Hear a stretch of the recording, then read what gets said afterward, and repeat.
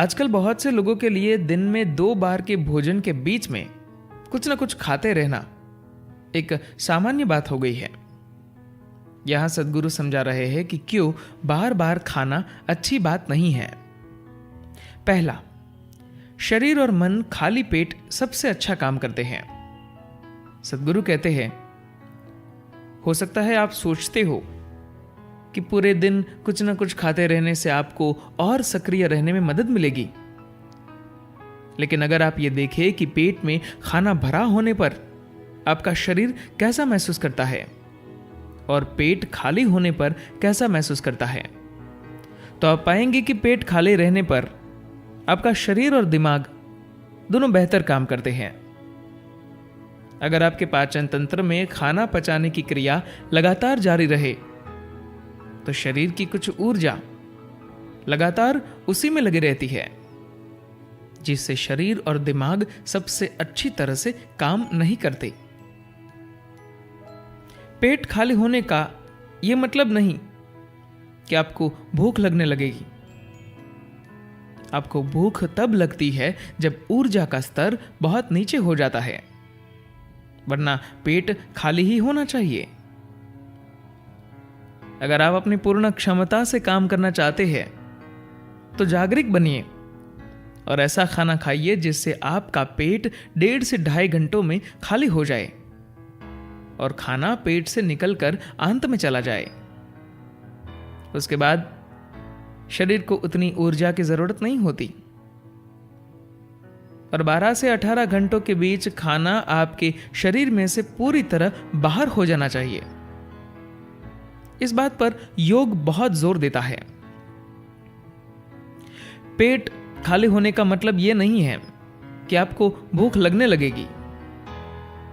आपको भूख तब लगती है जब ऊर्जा का स्तर बहुत नीचे हो जाता है, वरना पेट खाली ही होना चाहिए। अगर आप इतनी जागरूकता रखते हैं तो आप पर्याप्त ऊर्जा, चुस्ती और सजगता का अनुभव करेंगे। आप चाहे किसी भी क्षेत्र में हो, कोई भी काम करते हो, यह आपके सफल जीवन के लिए आवश्यक तत्व है। दूसरा, शारीरिक और मानसिक स्वास्थ्य के लिए तंत्र की सफाई। जब पेट में पाचन प्रक्रिया चल रही होती है तब कोशिकाओं के स्तर पर शुद्धिकरण की प्रक्रिया लगभग रुक जाती है। अगर आप दिन भर खाते ही रहते हैं तो कोशिकाओं में अशुद्धियां लंबे समय तक बनी रहती हैं, जो फिर एक अवधि के बाद शरीर में कई प्रकार की समस्याएं उत्पन्न करती है। आंतों से मल बाहर निकलने की प्रक्रिया भी तब सही ढंग से नहीं होती, क्योंकि बड़ी आंत में एक ही समय पर आने की बजाय अलग अलग समय पर कचरा आता ही रहता है। यौगिक व्यवस्था में हम ऐसा कहते हैं कि एक भोजन के बाद दूसरा भोजन करने में कम से कम 6 से 8 घंटों का अंतर होना चाहिए। अगर यह संभव न हो तो कम से कम 5 घंटों का अंतर तो होना ही चाहिए। अगर बड़ी आंत साफ नहीं रहती तो आप समस्याओं को न्योता दे रहे हैं। योग में यह कहा जाता है कि गंदी आंत और मनोवैज्ञानिक अशांति एक दूसरे से सीधे जुड़े हुए हैं। अगर आपकी बड़ी आंत साफ नहीं है तो आप अपने मन को स्थिर नहीं रख सकते।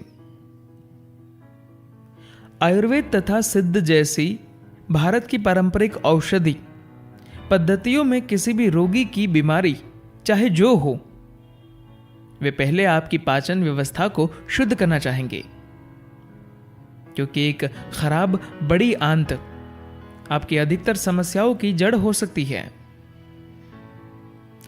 आजकल लोग जिस तरह से खा रहे हैं, अपनी बड़ी आंत को स्वच्छ रखना उनके लिए एक बड़ी चुनौती है।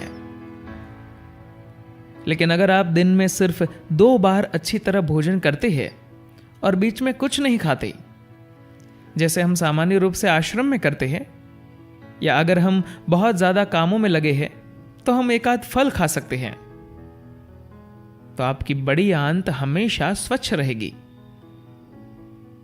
योगिक सिस्टम में हम ऐसा कहते हैं कि एक भोजन के बाद दूसरा भोजन करने में कम से कम 6 से 8 घंटों का अंतर होना चाहिए। अगर ये संभव न हो तो कम से कम 5 घंटों का अंतर तो होना ही चाहिए। इससे कम का अंतर है तो समझ लीजिए कि आप अपने लिए मुश्किलें खड़ी कर रहे हैं। तीसरा, शरीर के द्वारा भोजन को शरीर में बदलना। आप जिसे अपना शरीर और अपना मन कहते हैं, वो यादों का एक ढेर भर है। इन यादों या सूचनाओं के कारण ही शरीर ने अपना आकार लिया है। हम जो कुछ भी खाते हैं वह इन्हीं यादों या सूचनाओं के आधार पर शरीर में बदल जाता है। मान लीजिए मैं एक आम खाता हूं तो ये मुझ में आकर एक पुरुष बन जाएगा। अगर कोई स्त्री इस आम को खाती है तो वह आम उसमें जाकर स्त्री बन जाता है। अगर कोई गाय उस आम को खा ले तो वह आम गाय के शरीर में जाकर गाय बन जाएगा। ऐसा क्यों है कि एक आम मेरे शरीर में जाकर पुरुष ही बनता है, स्त्री या गाय नहीं? यह मूल रूप से उस खास याददाश्त के कारण है जो मेरी शारीरिक व्यवस्था में है। अगर आप शारीरिक रूप से बहुत ज्यादा सक्रिय है या आपका कोई चिकित्सकीय मामला है तो बात अलग है, वरना 35 साल की उम्र के बाद दिन में सिर्फ 2 बार भोजन करना निश्चित रूप से आपके लिए ज्यादा स्वास्थ्यप्रद होगा। और ऐसा क्यों है कि जब मैं आम खाता हूं तो इसका एक भाग मेरी त्वचा बनता है, जिसका रंग मेरी त्वचा के रंग का ही होता है। आपको अचानक मेरे हाथ पर आम के रंग का पैबंद नहीं दिखता। कारण यह है कि याददाश्त की संरचना इतनी ज्यादा मजबूत है कि मैं चाहे जो भी अंदर डालूं, मेरी याददाश्त सुनिश्चित करेगी कि वो मेरा रूप ही ले, किसी अन्य व्यक्ति का नहीं। जैसे जैसे आपकी उम्र बढ़ती जाती है, आपकी खाने को शरीर में बदलने की योग्यता कम होती जाती है। इसका कारण यह है कि आपकी आनुवंशिक याददाश्त तथा क्रमिक विकास की याददाश्त दोनों की आपके खाए हुए खाने को आप में बदलने की शक्ति कमजोर पड़ती जाती है। आप स्वस्थ हो सकते हैं तथा खाने को ठीक तरह से पचा भी सकते हैं, पर आपका शरीर एक आम को मनुष्य बनाने की प्रक्रिया को पहले जैसी ताकत के साथ नहीं कर पाता। पाचन तो होगा, पर याददाश्त कमजोर पड़ने के कारण एक जीवन का दूसरे में रूपांतरण अच्छी तरह से नहीं होगा। शरीर इस धीमे होने की प्रक्रिया के साथ तालमेल बना लेता है, पर अगर आप इस बारे में जागरूक हैं कि आप क्या खा रहे हैं और कैसे खा रहे हैं, तो आप इसे और ज्यादा सूझबूझ के साथ तालमेल में ला सकते हैं। अगर आप शारीरिक रूप से बहुत ज्यादा सक्रिय है या आपका कोई चिकित्सकीय मामला है तो बात अलग है, वरना 35 साल की उम्र के बाद दिन में सिर्फ 2 बार भोजन करना निश्चित रूप से आपके लिए ज्यादा स्वास्थ्यप्रद होगा। अगर आप ज्यादा खा रहे हैं तो आप बेकार में ही अपने शरीर का बोझ बढ़ा रहे हैं। आपको अब इतना ज्यादा खाने की जरूरत नहीं है, क्योंकि आपका शारीरिक विकास अब पूर्ण हो चुका है। अगर आपको बीच में कुछ भूख या थकावट लगती है तो एक फल काफी है। अगर आप इस तरह से रहे तो बहुत ही अच्छी तरह रहेंगे। यह काम खर्चीला है, पर्यावरण के अनुकूल भी है और आप स्वस्थ भी रहेंगे। चौथा, समग्रता बनाए रखना। आध्यात्मिक प्रक्रिया का एक स्तर पर अर्थ यह भी है कि आप अपने शरीर और मन को समग्रता के एक खास स्तर पर लाए। समग्रता से मेरा मतलब है कि अगर आपका शारीरिक तंत्र एक खास तरह से संगठित नहीं है अगर ये ढीला है तो कुछ भी अनुभव करने की इसकी योग्यता ठीक नहीं होती। चाहे कितनी ही महान घटना हो जाए, आप उसे चूक ही जाएंगे, कुछ भी अनुभव नहीं कर पाएंगे। इनर इंजीनियरिंग कार्यक्रम में इसलिए सब कुछ इस तरह से बनाया गया है कि आपके अंदर एक विशेष स्तर की शारीरिक तथा मनोवैज्ञानिक समग्रता बन सके और आपके अनुभव करने की योग्यता बढ़ सके। क्यों योगी या साधक दिन में सिर्फ 1 या 2 बार ही खाते हैं और बीच में कुछ भी नहीं खाते? कारण यही है कि वे अपने शरीर को किसी चीज के लिए खोलना नहीं चाहते। कुछ भी अनुभव लेने के लिए जो एकमात्र साधन आपके पास है वह आपका शरीर है। आप कहेंगे मन भी है, लेकिन वह भी शरीर ही है। बाहर का कुछ भी प्राप्त करने के लिए आपको अपनी शारीरिक समग्रता ढीली करनी पड़ती है। लोगों ने इस बात को ठीक से नहीं समझा है।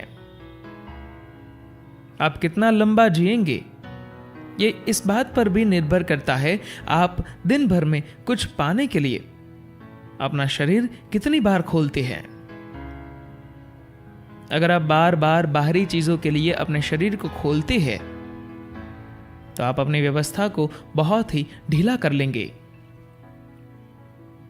इस तरह का शरीर कुछ भी नहीं कर सकता, क्योंकि शरीर में कोई समग्रता ही नहीं है। जब समग्रता नहीं होती तो किसी के साथ जुड़ना भी नहीं होता।